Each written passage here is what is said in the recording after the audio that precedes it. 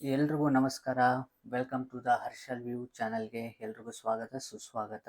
ನೀವು ತಮ್ಮನೇಲಲ್ಲಿ ನೋಡಿರ್ತೀರ, ಇವತ್ತು ಬಂದ್ಬಿಟ್ಟು POC ಬ್ಯಾಂಕಲ್ಲಿ ಹೂಡಿಕೆ ಮಾಡ್ಬೋದಾ ಮಾಡಬಾರ್ದಾ ಅಂತ.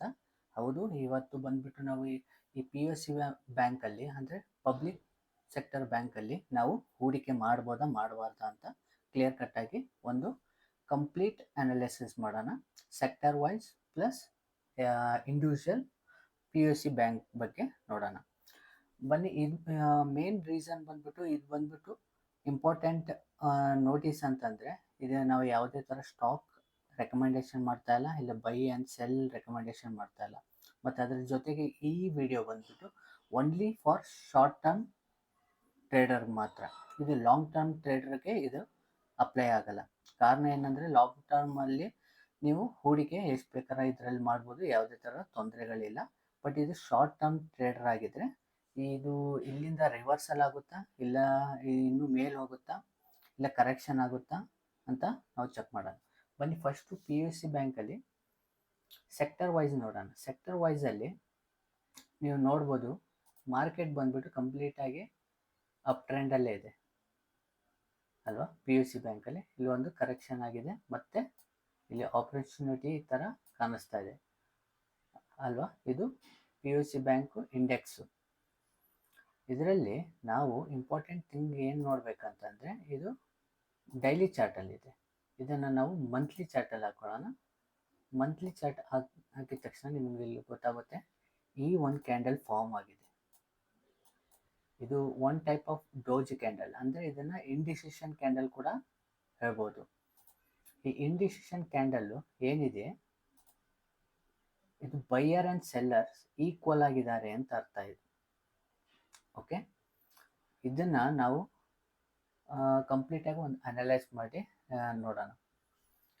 ಈ ಇಂಡಿಸಿಷನ್ ಕ್ಯಾಂಡಲ್ ಬಂದಾಗ ಇದು ಎಲ್ಲಿ ಬಂದಿದೆ, ಇನ್ ಬಿಟ್ವೀನ್ ಎಲ್ಲೂ ಬಂದಿಲ್ಲ. ಇದು ಅಂದರೆ ಈ ಥರ ಸೈಡ್ ವೇಸ್ ಮಾರ್ಕೆಟಲ್ಲಿ ಬಂದಿಲ್ಲ. ಇದು ಒಂದು ಕಂಪ್ಲೀಟ್ ಅಪ್ ಟ್ರೆಂಡ್ ಆದಮೇಲೆ ಬಂದಿದೆ ನೋಡಿ. ಇಲ್ಲಿಂದ ಸ್ಟಾರ್ಟ್ ಆಗಿ ಒಂದು ಕರೆಕ್ಷನ್ ಆಗಿ ಮತ್ತೆ ಮೇಲೋಗಿ ಮತ್ತೆ ಕರೆಕ್ಷನ್ ಆಗಿ ಮತ್ತೆ ಅಪ್ ಟ್ರೆಂಡ್. ಟೋಟಲ್ ಇದು ಅಪ್ ಟ್ರೆಂಡ್ ಮೇಲೆ ಈ ಕ್ಯಾಂಡಲ್ ಬಂದಿರೋದ್ರಿಂದ ಇದು ರೂಲ್ ಫಸ್ಟ್ ನೋಡ್ಬಿಡೋಣ. ಈ ಕ್ಯಾಂಡಲ್ ರೂಲ್. ಈ ಕ್ಯಾಂಡಲ್ ಬಂದ್ಬಿಟ್ಟು ಇಂಡಿಸಿಷನ್ ಕ್ಯಾಂಡಲ್ ಅಂತಾರೆ. ಈ ಇಂಡಿಸಿಷನ್ ಕ್ಯಾಂಡಲ್ಲು ಈ ಅಬೌವ್ ಮತ್ತು ಲೋ ಮಾರ್ಕ್ ಮಾಡ್ಕೊಳ್ಳಿ. ಈ ಅಬೌವ್ ಕ್ರಾಸ್ ಆಗೋವರೆಗೂ ಇದು ಕಂಪ್ಲೀಟ್ ಬುಲಿಶ್ ಆಗಲ್ಲ. ಒಂದು ವೇಳೆ ಈ ಲೋನ ಬ್ರೇಕ್ ಮಾಡ್ತಂದರೆ ಮಂತ್ಲಿ ಕ್ಯಾಂಡಲ್ಲಿ ಇನ್ನು ಫರ್ದರ್ ಕರೆಕ್ಷನ್ ಬರ್ಬೋದು. ನೆಕ್ಸ್ಟು ಒಂದು ಸಪೋರ್ಟ್ ಅಂತ ಇರೋದು ಇಲ್ಲಿರೋದು. ಓಕೆ, ಇದನ್ನು ಬೇರೆ ಬೇರೆ ನಾವು ಇದರಲ್ಲಿ ಚೆಕ್ ಮಾಡೋಣ. ಫಸ್ಟು ವೀಕ್ಲಿ ನೋಡೋಣ. ವೀಕ್ಲಿ ಬಂದ್ಬಿಟ್ಟು ನೋಡಿ, ವೀಕ್ಲಿ ಬಂದ್ಬಿಟ್ಟು ಒಂದು ಕರೆಕ್ಷನ್ ಆಗಿ ಅಪ್ ಸೈಡಲ್ಲಿದೆ, ಅಂದರೆ ಬೈಯಿಂಗ್ ಆಪರ್ಚುನಿಟಿ ಇದೆ POCಯಲ್ಲಿ ಅಲ್ವಾ. ಡೈಲಿ ನೋಡಿ, ಡೈಲಿಯಲ್ಲೂ ಕೂಡ ನಿಮಗೆ ಒಂದು ಬೈಯಿಂಗ್ ಆಪರ್ಚುನಿಟಿ ತೋರಿಸ್ತಾ ಇದೆ. ಬಟ್ ಇದು ಮಂತ್ಲಿ ನೋಡಿದಾಗ, ಹೈಯರ್ ಟೈಮ್ ಫ್ರೇಮ್ ನೋಡಿದಾಗ ಇದೊಂದು ಟ್ರ್ಯಾಪ್ ಆಗೋ ಸಾಧ್ಯತೆಗಳು ಜಾಸ್ತಿ ಇದೆ. ನೀವು ಈ ಮಂತ್ಲಿ ಕ್ಯಾಂಡಲಲ್ಲಿ ನೋಡಿ, ಇದು ಸೆಕ್ಟರ್ ವೈಸ್ ಸೇಮ್ ಕ್ಯಾಂಡಲ್ ಬಂದಿದೆಯಾ ನೋಡಿ. ಇಂಡಿವಿಜುವಲ್ ಸ್ಟಾಕ್ ನೋಡೋಣ. ಬ್ಯಾಂಕ್ ಆಫ್ ಬರೋಡಾ ನೋಡಿ, same doji type indecision candle ಬಂದಿದೆ. Bank of India same indecision candle. Bank of Maharashtra ನೋಡಿ, ಒಂದು ಟೈಪ್ ಆಫ್ ಡೋಜಿ ಇದೆ. ಕೆನರಾ ಬ್ಯಾಂಕ್ ನೋಡಿ, Canara bank same indecision candle ಥರ ಇದೆ. ಸೆಂಟ್ರಲ್ ಬ್ಯಾಂಕ್ ನೋಡಿ, ಅಲ್ಲೂ ಕೂಡ ಇಂಡಿಸಿಷನ್. ಇಂಡಿಯನ್ ಬ್ಯಾಂಕ್ ನೋಡಿ, ಅಲ್ಲೂ ಕೂಡ ಇದಿದೆ. ಮತ್ತು ಪಂಜಾಬ್ ನ್ಯಾಷನಲ್ ಬ್ಯಾಂಕ್ ನೋಡಿ, ಅಲ್ಲೂ ಇಂಡಿಸಿಷನ್ ಕ್ಯಾಂಡಲ್. SBI ಕೂಡ ಇಂಡಿಸಿಷನ್ ಕ್ಯಾಂಡಲ್ ಮಂತ್ಲಿ ವೈಸ್ ಇದೆ. ಬಟ್ ವೀಕ್ಲಿ ಮತ್ತು ಡೈಲಿಯಲ್ಲಿ ನಿಮಗೆ ಸ್ಟ್ರಾಂಗ್ ಆಗಿದೆ ಇದು. ಬಟ್ ಇದು ಟ್ರ್ಯಾಪ್ ಆಗೋ ಸಾಧ್ಯತೆ ಇರೋದ್ರಿಂದ ನೀವೇನು ಮಾಡಬೇಕಂತಂದರೆ, ಇದು ನೀವು ಲಾಂಗ್ ಟರ್ಮ್ ಇನ್ವೆಸ್ಟರ್ ಆಗಿದ್ದರೆ ನೀವು ಇದು ಯಾವುದೇ ಟೈಮಲ್ಲಿ ನೀವು ಬೈ ಮಾಡ್ಬೋದು. ಬಟ್ ನೀವು ಶಾರ್ಟ್ ಟರ್ಮ್ ಅಂದರೆ ಸ್ವಿಂಗ್ ಟ್ರೇಡರ್ ಆಗಿದ್ದರೆ, ಇಲ್ಲ ಶಾರ್ಟ್ ಟರ್ಮ್ ಇನ್ವೆಸ್ಟ್ಮೆಂಟ್ ಮಾಡೋಂಗಿದ್ರೆ, ನೀವು ಇಲ್ಲಿ ಮಾಡಬೇಕಾಗಿರೋದು ಏನಂತಂದರೆ, ನಿಮ್ಮ ಪೊಸಿಷನ್ ಸೈಜ್ನ ಕಡಿಮೆ ಮಾಡ್ಕೋಬೇಕು.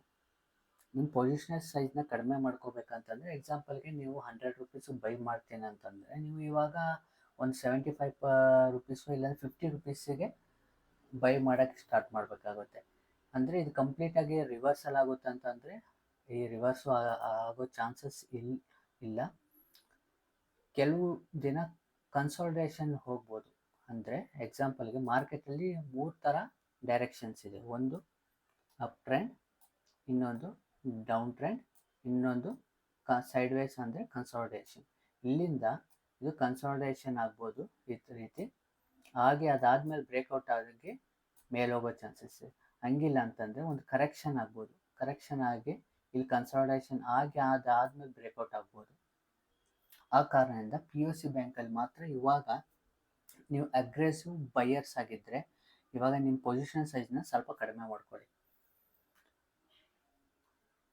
ಈ ಕಡಿಮೆ ಮಾಡ್ಕೊಳ್ಳೋದ್ರಿಂದ ನಿಮ್ಗೆ ಏನು ಬೆನಿಫಿಟ್ ಆಗುತ್ತೆ ಅಂದರೆ ನೋಡಿ, ಇಲ್ಲಿ ಕಂಪ್ಲೀಟಾಗಿ ಅಪ್ ಟ್ರೆಂಡಲ್ಲಿದೆ, ತುಂಬ ಇದೆ. ಇದಾದಮೇಲೆ ಇಲ್ಲಿಂದ ಪ್ರಾಫಿಟ್ ಬುಕ್ಕಿಂಗ್ ಬರುವ ಚಾನ್ಸಸ್ ಇದೆ. ಆ ಕಾರಣಕ್ಕೋಸ್ಕರ ಇಲ್ಲಿ ಬೈಯರ್ಸು ಮತ್ತು ಸೆಲ್ಲರ್ಸು ಈಕ್ವಲ್ ಆಗಿದ್ದಾರೆ. ಆ ಕಾರಣದಿಂದ ನೀವು ಈ ಕ್ಯಾಂಡಲ್ ಬಗ್ಗೆ ನೀವು ಚೆಕ್ ಮಾಡಿ ನೋಡಿ, ಇದು ಎಲ್ಲೆಲ್ಲಿ ಬಂದಿದೆ ಅಂತ ನೀವು ಬ್ಯಾಕ್ ಟೆಸ್ಟ್ ಮಾಡಿ. ಯಾವಾಗಲೇ ನೀವು ಲರ್ನಿಂಗ್ ಮಾಡೋಕ್ಕಾಗೋದು. ಈ ಕ್ಯಾಂಡಲ್ ಎಲ್ಲಿ ಬರಬೇಕಂತಂದರೆ, ಒಂದು ಅಪ್ ಟ್ರೆಂಡ್ ಆದಮೇಲೆ ಬರಬೇಕು, ಇಲ್ಲಾಂತಂದರೆ ಡೌನ್ ಟ್ರೆಂಡ್ ಆದಮೇಲೆ ಈ ರೀತಿ ಕ್ಯಾಂಡಲ್ ಬರಬೇಕು. ಆವಾಗ ಇದಕ್ಕೆ ವ್ಯಾಲ್ಯೂ. ಇನ್ ಬಿಟ್ವೀನಲ್ಲಿ ಇಲ್ಲಿ ನೋಡಿ, ಇಲ್ಲಿ ಬಂದಿದೆಯಲ್ಲ, ಇಲ್ಲಿ ಬಂದಾಗ ಇದಕ್ಕೆ ವ್ಯಾಲ್ಯೂ ಇಲ್ಲ. ಒಂದು ಕಂಪ್ಲೀಟ್ ಅಪ್ ಟ್ರೆಂಡ್ ಆಗಬೇಕು, ಇಲ್ಲಾಂದರೆ ಕಂಪ್ಲೀಟಾಗಿ ಡೌನ್ ಟ್ರೆಂಡ್ ಆಗಬೇಕು. ನಾವು ಇಲ್ಲಿ ನೋಡೋಣ, ಇಲ್ಲಿ ಎಲ್ಲಾದರೂ ಡೌನ್ ಟ್ರೆಂಡಲ್ಲಿ ಆ ಥರ ಕ್ಯಾಂಡಲ್ ಬಂದಿದೆಯಾ ಅಂತ ನೋಡಿ. ಇಲ್ಲಿ ಒಂದು ಡೌನ್ ಟ್ರೆಂಡಲ್ಲಿ ಮಂತ್ಲಿ ವೈಸ್ ಇದೆ ಇದು. ಓಕೆ, ಮಂತ್ಲಿ ವೈಸಲ್ಲಿ ಡೌನ್ ಟ್ರೆಂಡ್ ಆಗಿ ವೀಕ್ಲಿ ನೋಡೋಣ.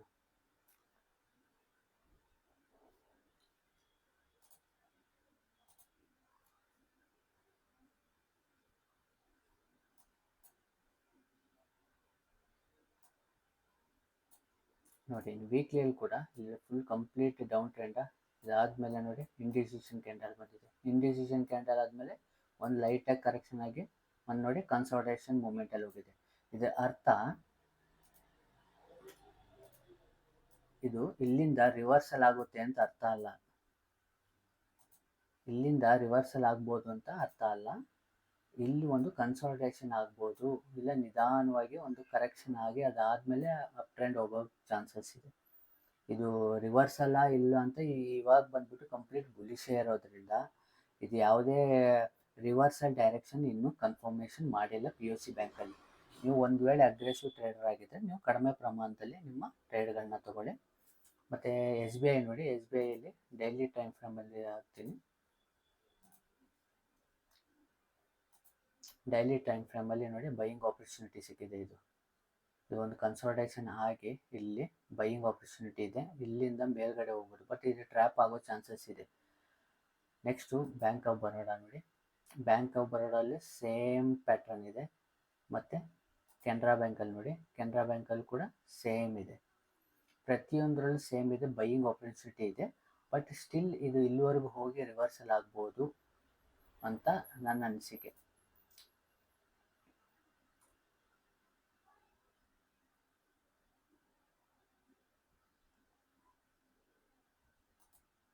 ನೋಡಿ, ಇಲ್ಲಿಂದ ಇಲ್ಲಿವರೆಗೂ ಹೋಗಿ ರಿವರ್ಸಲ್ ಆಗಿ ಇಲ್ಲಾಂದರೆ ಕನ್ಸಾಲಿಡೇಷನ್ ಇಲ್ಲೇ ಆಗ್ಬೋದು ಅಂತ ಅನ್ನಿಸ್ತಾ ಇದೆ. ಇದು ಒಂದು ಟ್ರ್ಯಾಪ್ ಆಗೋ ಚಾನ್ಸಸ್ ಕೂಡ ಇದೆ.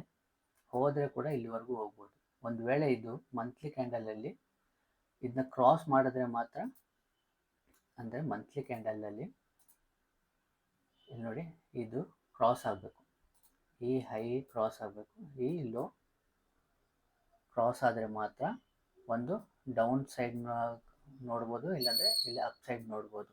ಅಲ್ಲಿವರೆಗೂ ಇಲ್ಲಿ ಕನ್ಸಲ್ಟೇಷನ್ ಆಗೋ ಚಾನ್ಸಸ್ ಇದೆ. ಅಲ್ಲಿವರೆಗೂ ನಿಮ್ದು ಏನಾದರೂ ಬೈಯಿಂಗ್ ಏನಾದರೂ ಜಾಸ್ತಿ ಪ್ರಮಾಣದಲ್ಲಿ ಮಾಡ್ತೀನಿ ಅಂತಂದರೆ ಅದನ್ನ ಕಡಿಮೆ ಮಾಡ್ಕೊಳ್ಳಿ. ಮತ್ತು ಇದರಲ್ಲಿ ನೋಡಿ, ನೀವು ಇನ್ನೊಂದು ಇಂಪಾರ್ಟೆಂಟ್ ಥಿಂಗ್ ನೀವು ನೋಡ್ಬೋದಂದರೆ, ಮಂತ್ಲಿ ಕ್ಯಾಂಡಲ್ ಹಾಕಿದ್ದೀವಲ್ಲ, ಬ್ಯಾಂಕ್ ಆಫ್ ಬರೋಡಾ ಹಾಕೊಳ್ಳಿ. ಒಂದು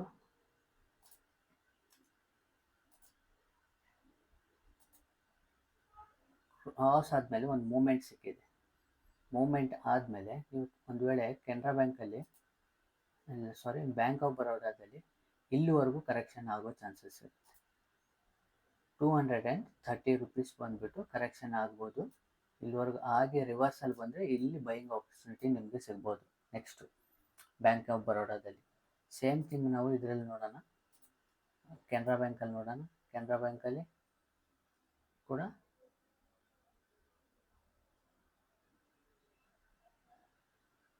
ಕಪ್ ಪ್ಯಾಟ್ರನ್ ಯಾವುದೂ ಇಲ್ಲ. ಇಲ್ಲಿ ಮೇಜರ್ ಸಪೋರ್ಟ್ ಆ್ಯಂಡ್ ರೆಸಿಸ್ಟೆನ್ಸ್ ಇಲ್ಲ. ಇಲ್ಲಿ ಒಂದು ರೆಸಿಸ್ಟೆನ್ಸ್ ಇದೆ ಅಷ್ಟೇ. ಇದು ಕ್ರಾಸ್ ಆಗಬೇಕಾಗುತ್ತೆ. ಇದೇನಾದರೂ ಕ್ರಾಸ್ ಆದರೆ 650 ಮೇಲಾದರೆ ಬೈಯಿಂಗಲ್ಲಿ ನೆಕ್ಸ್ಟು ಆಲ್ ಟೈಮ್ ಹೈ ಹೋಗೋ ಚಾನ್ಸಸ್ ಇದೆ ಕೆನರಾ ಬ್ಯಾಂಕಲ್ಲಿ. ಎಸ್ ಬಿ ಐ ನೋಡೋಣ. S B I already all time ಹೈಯಲ್ಲಿದೆ. ಆಲ್ ಟೈಮ್ ಹೈಯಲ್ಲಿದ್ದರೆ ನೆಕ್ಸ್ಟ್ ಬಂದುಬಿಟ್ಟು ಇದು ಮಾರ್ಕ್ ಮಾಡ್ಕೊಳ್ಳಿ. ಒಂದು ರಿವರ್ಸಲ್ ಆದರೆ 660 ರುಪೀಸಿಗೆ ಬಂದು ಇಲ್ಲಿ ಬೈಯಿಂಗ್ ಆಪರ್ಚುನಿಟಿ ಸಿಕ್ಕಿದ್ರೆ ನೀವು ಇಲ್ಲಿ ಬೈ ಮಾಡ್ಬೋದು.